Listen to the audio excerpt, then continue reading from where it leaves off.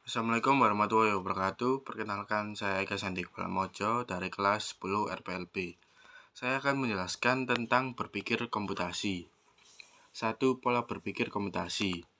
Pola berpikir komputasi terdapat A. Konsep ide atau gagasan, yaitu respon berpikir yang melahirkan imajinasi berupa rancangan solusi terhadap masalah yang dihadapi sebagai hasil pemikiran. Ide atau gagasan yang dihasilkan dari proses berpikir secara matang disebut sebagai penalaran.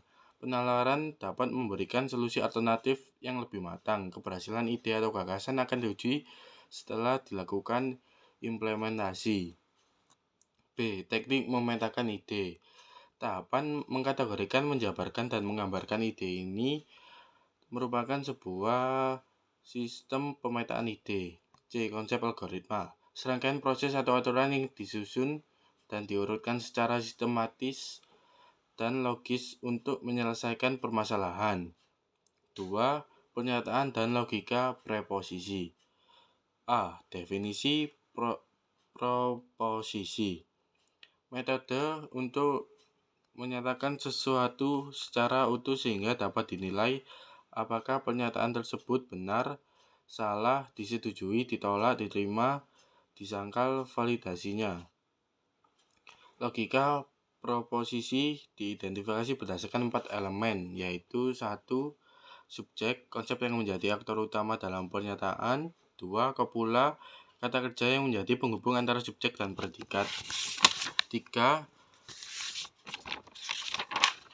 Predikat, tindakan yang dilakukan atau dikenakan pada subjek. 4. Kuantar, bagian penyatuan yang bertujuan mengubah frasa pernyataan umum menjadi tertutup dalam mempertegas makna. 4. Aspek penggunaan dalam proposisi. 1. Aspek bentuk.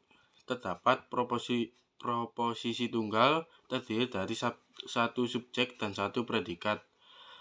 Terdapat juga proposisi majemuk, yaitu memiliki 2 predikat. Terdapat 2. Aspek sifat. Terdapat kondisional, yaitu nilai kebenarannya memiliki syarat penentu. A. Hipotesis dapat dinyatakan kebenarannya jika memenuhi persyaratan tertentu. B. Disjungtif, nilai kebenarannya diperoleh berdasarkan pilihan tertentu. Aspek luas. 1. Universal, 2. Partikular, 3. Singular. Aspek kualitas dan kuantitas. Proposisi A bersifat universal afirmatif, proposisi E bersifat universal negatif, proposisi I partikular afirmatif, proposisi O partikular negatif. 3. Logika matematika. A. Negasi. Metode membalikkan nilai sebelumnya yang semula benar menjadi salah atau salah menjadi benar. B. Konjungsi. Teknik penggabungan beberapa pernyataan majemuk. C. Disjungsi. Teknik perbandingan antara dua pernyataan majemuk.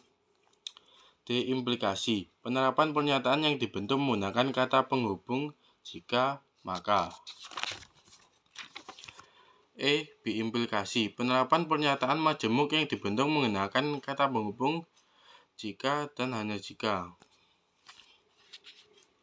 4. Metode penalaran. A. Definisi.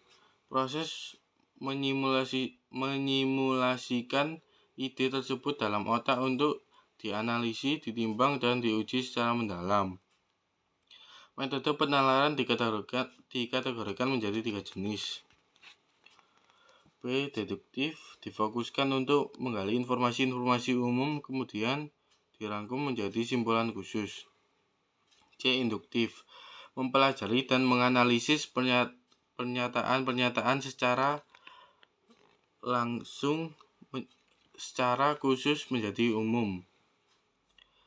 Aktivitas dalam proses penalaran induktif. 1. Analogi. 2. Generalisasi. 3. Transduktif. 4. Memprediksi kebenaran. 5. Menggambarkan model, sifat, kenyataan, korelasi, dan pattern. 6. Menerapkan teknis analisis. D. Abduktif. abduktif terdapat 1. Simplicity, penjelasan pernyataan berdasarkan fakta. 2. Coherence, penggunaan referensi. 4. Predictability, penjelasan yang memiliki potensi untuk menghasilkan prediksi. 4. Komprehensif, penyajian penjelasan yang runtut dan menyeluruh serta detail. 5. Logika penalaran intervensi. A. Konsep inferensi.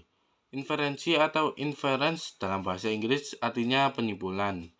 Inferensi adalah mekanisme pembuatan simpulan berdasarkan satu atau lebih proposisi. Kebenaran argumen. B. Kebenaran argumen. Kumpulan pernyataan dengan bagian akhir dari pernyataan tersebut dikategorikan sebagai konklusi. Jenis inferensi berdasarkan jumlah premis. 1. Inferensi langsung, penarikan simpulan secara langsung berdasarkan sebuah premis yang dinyatakan. 2. Inferensi tidak langsung, yaitu pembuatan konklusi yang diambil dari beberapa premis. D. Metode inferensi. 1. Modus ponens. 2. Modus tollens. 3. Modus penamaan disjungtif. 4. Modus penyederhanaan konjungtif. Sekian dari saya. Terima kasih. Wassalamualaikum warahmatullahi wabarakatuh.